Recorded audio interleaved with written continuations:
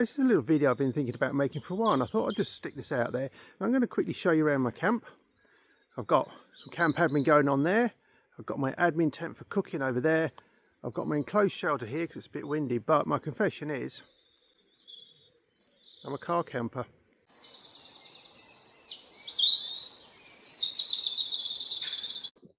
I use sites where you pay to come in. There's 4 near me. There's one in Kent, which is really good, but probably a bit far for me if I just want a couple of days away. The one I'm at now is the next furthest away. That's in Hertfordshire. Now the benefit of this place is it allows you to have fires on the floor, which you pay a little premium for, which I'm perfectly happy to do. Now I've got 2 more. One is literally down the road from me, but I have to lug everything in, including all my water, so that makes that a little problematic for a longer stay. And then there's another one that's in between the one I'm at and the closest one, but it's very regimented. You can't get there too early, and then you have to leave by dinner time the next day, so really it's not worth the time being there. So let me just show you around in a bit more detail. This is my pit for a couple of nights. I normally go for the Adirondack setup, but I've gone for a slightly more enclosed one today, so you can see it's a little bit more windy.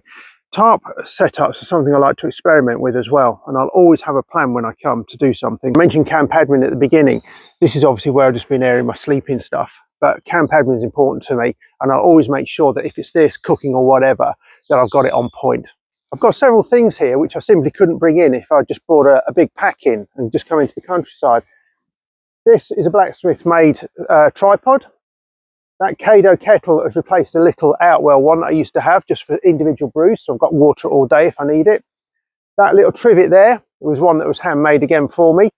I'm going to do some bread later in the Dutch oven, and this here I'm going to do some tea smoking for some chicken for a Chinese dish later. All of these things alone, plus my chair, plus the cool box, I couldn't bring in if I was just bringing a pack.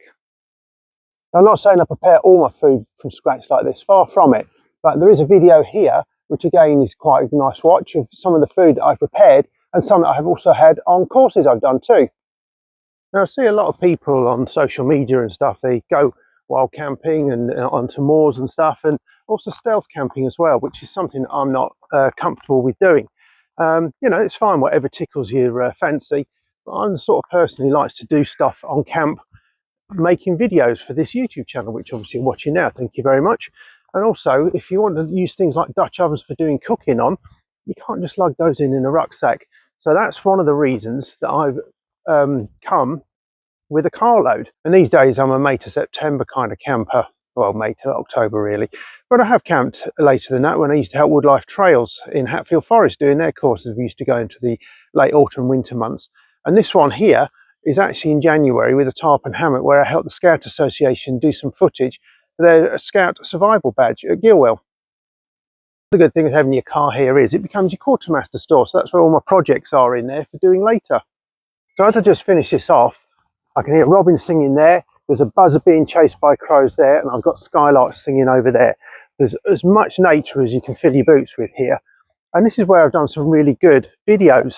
There's some examples flashing up now. I can do them at home, but why wouldn't I want to do them in a lovely place like this, especially when I'm getting a good lungful of fresh air.